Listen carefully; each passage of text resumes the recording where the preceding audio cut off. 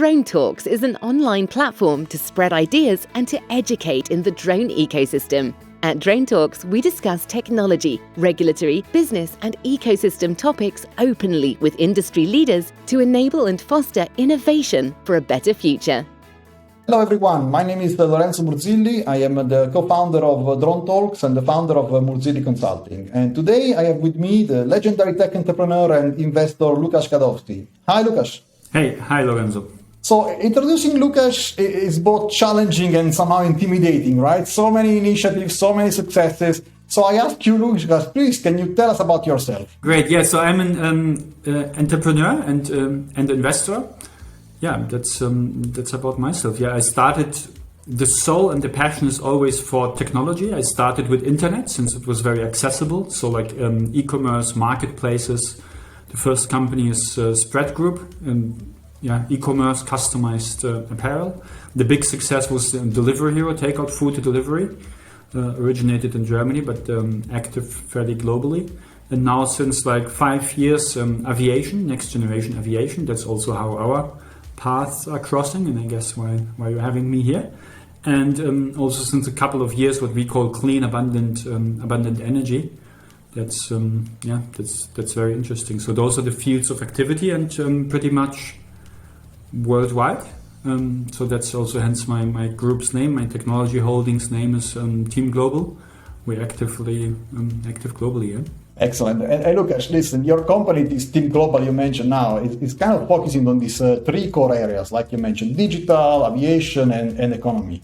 Now, to be very honest, I'm an aviation soul, right? And I always believe now, since many, many years, that this kind of slow-moving, polluting, male-dominated industry that has done so many mistakes in its past, right, to almost ruin its image, had the potential to be disrupted into something sustainable, efficient, agile, and accessible. And I have to be honest, like realizing that a tech entrepreneur of your caliber is decided to focus on this, it really filled me with joy, right? So what made you decide that aviation is one of the next big things? First of all, I think how far we came, us, the world, the globe, mankind as a civilization with airliners. It's amazing. I mean, we take it for granted, right? Because we live with it every day, we got used to it. But imagine even a couple of 100 years ago, you would have told someone we will have like these tools. It's really amazing. And now it's about evolving them sort of like to the next level, and of course also making it sustainable, because if it doesn't help to have these amazing tools, but then wreaking havoc on our planet, obviously. So that's one part of the story here. And then the other part of the story is like mass individual transport in air, be it of people or goods. So we have cars today, we have automotive, we got used to it. And they're also amazing, And they're also amazing, but they require streets, they require roads. There's a lot of infrastructure, it's very expensive infrastructure. And the next level, literally, the next evolutionary step for our civilization is to bring this into the air. And not only to bring this into the air, but like to make it sustainable fairly quickly. And what drawn me there, after like doing like e-commerce marketplaces, I was looking for more, I struggle with the right phrases, like more deep techy stuff. Basically the pattern is like, okay, I'm European, I'm based in Europe, we have like great engineers here, we have great scientists, let's connect them with business models and capital markets. Yes, so I started to look for stuff, and one of the first things I found was this bouncy ball, the Volocopter, the VC-1.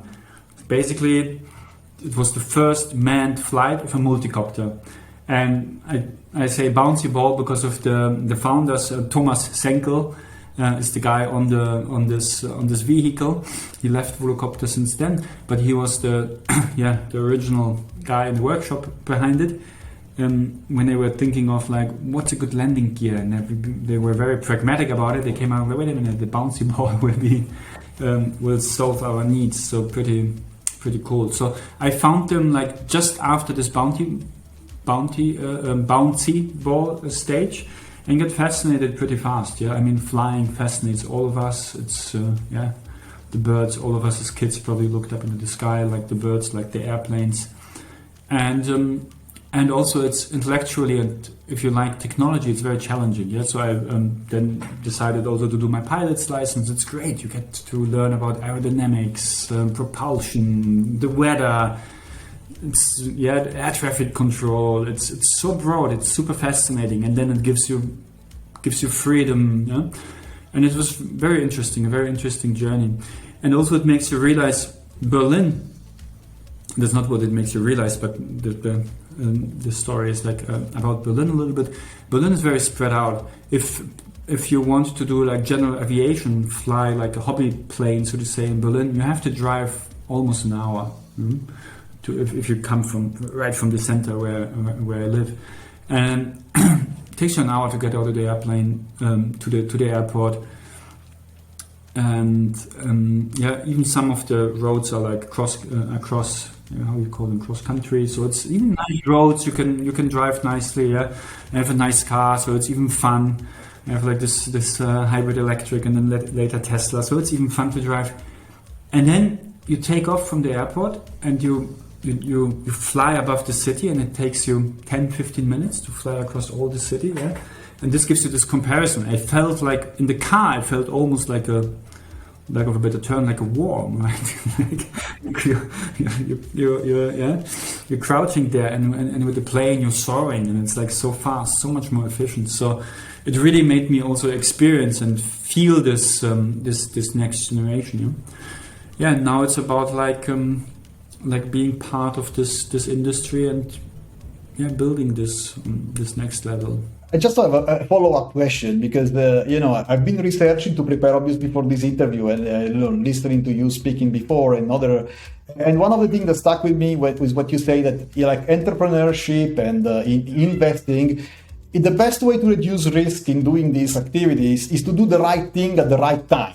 You mentioned that, like almost like go with the flow. And what makes you think this is the right time for aviation? Because aviation has been cool before, right? But somehow you are saying now is the right time to change it. Now is the right time to go. Almost like Tesla did, I don't know, a few years ago with cars, right? Tesla is a good comparison, yeah? Because what is the right timing for Tesla? First of all, the automotive industry did not reinvent itself. Someone from outside had to come and disrupt it. In that case, Tesla. And now Tesla inspired all the existing automotive to do it. But Tesla had a really challenging task because with automotive, you have to start with large volumes immediately to be able to compete. Yeah, cars cannot cost more than it costs, so to say. So you have to compete immediately on a scale with large volumes. For next generation aviation here, to some extent, this is not the case. You can start with much lower volumes. Yeah. So no matter if is it the right timing right now to go hyperscale immediately, maybe not. But even if the build-up is gradual, because of like we will need the landing infrastructure and whatnot, so it will not be like we will not go from 0 to 10 million air vehicles every year. And by the way, every year 100 million new cars. Yeah, that's big numbers. Even 10% of that would be 10 million. We will not go from 0 to 10 million. But if you do the math and how much the service of such a vehicle is worth, even a number like 100,000 is already like probably tens of billions, hundreds of billions market. 100,000, a million vehicles in air, something like that.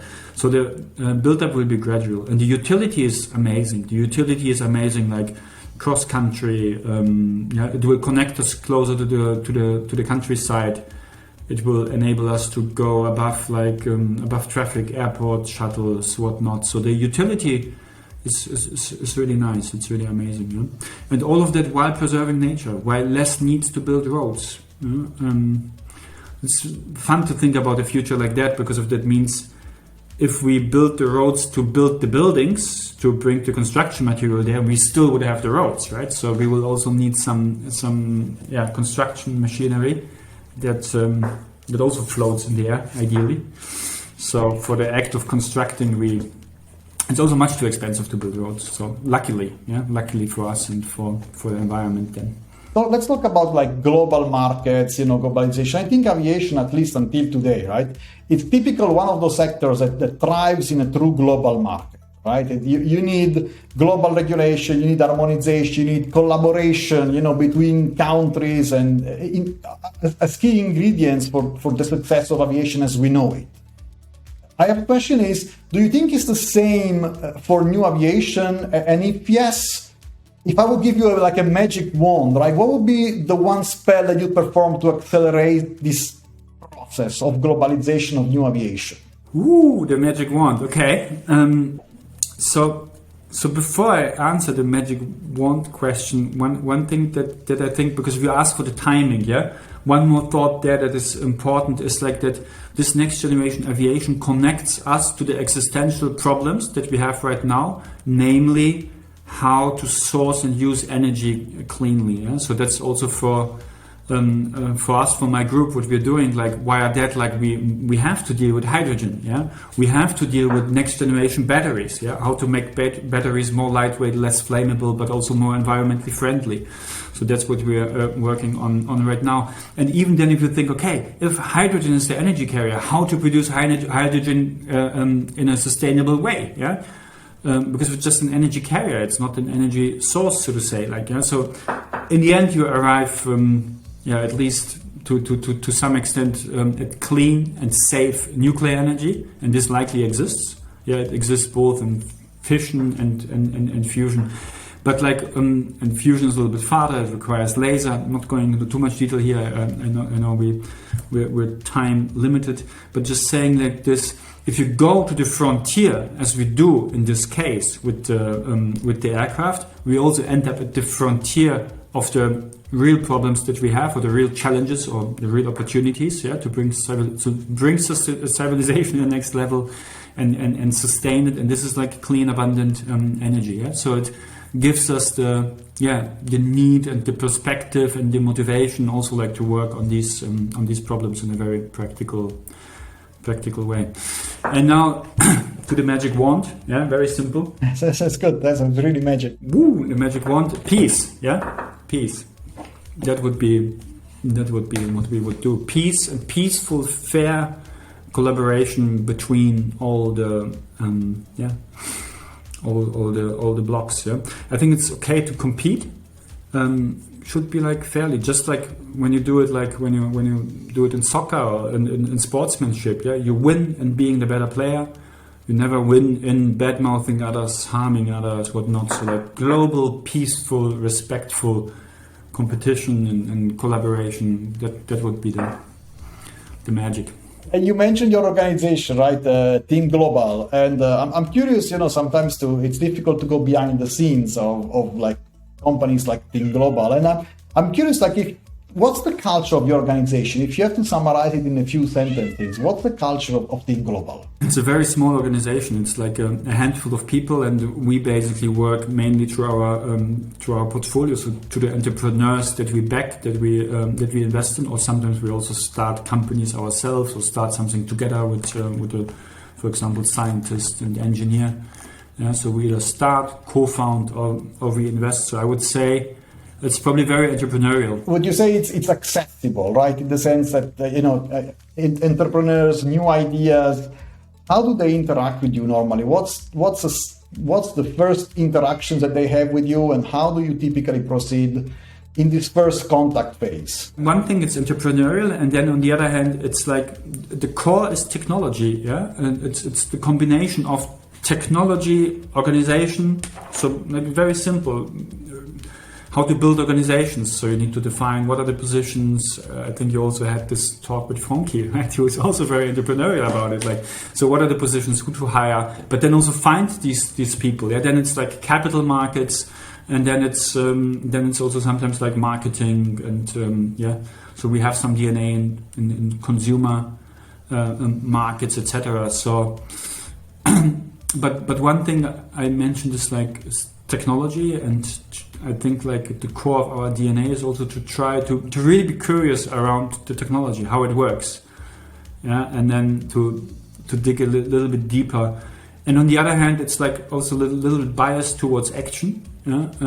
Sometimes yeah, sometimes it's even if you're not sure if something will work out or not, we maybe rather invest. Yeah, like a typical investor sometimes will say like, oh, I don't know, I don't have all the answers, I don't understand every risk, so I cannot do it. Right?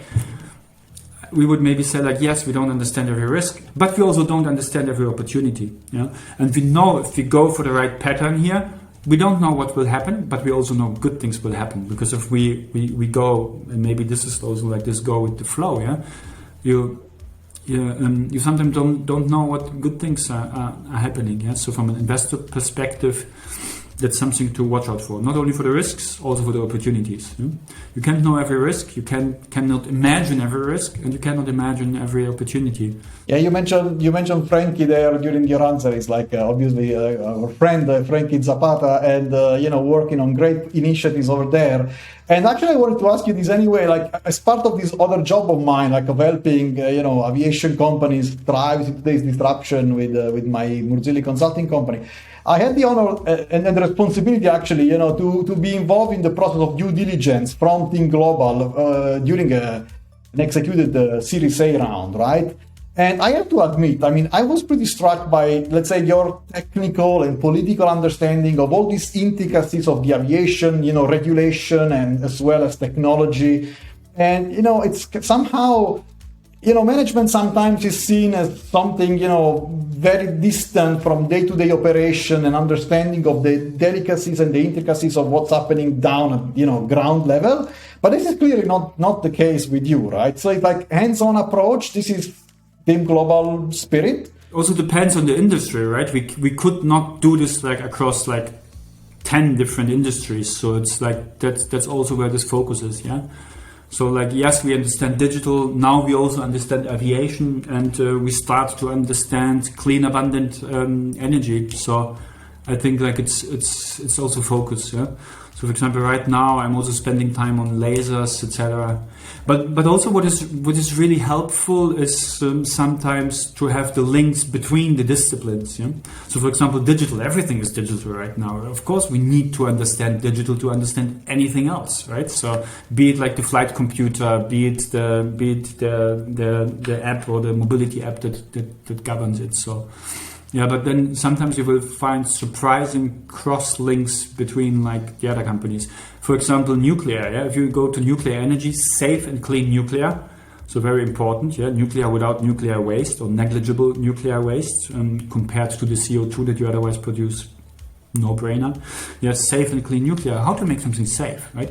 First of all, the reactor design can be inherently safe. So to take the risks that we took in the past, not necessarily. But in the end, you will always end up with control software, whatnot. And here you have immediately a link, yeah, to control software, how to make like, software safe, for example. That's one, yeah. But then sometimes it's material science, or like be it the batteries, yeah, or be it manufacturing processes.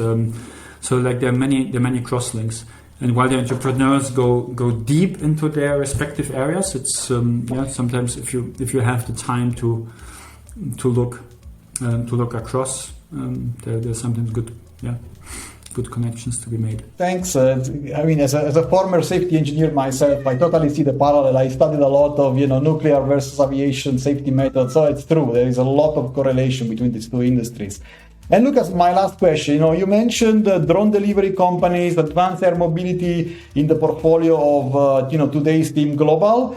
What's the future? What are you, what is next in your radar? So the future, first of all, is to realizing the present, right? So like still we're focused a lot on next generation aviation, on really bringing urban air mobility or whatever it's called. Like I call it personal aviation as a service, yeah? But then also will be cargo. So even personal aviation as a service is not right. So first the next steps is to realizing that.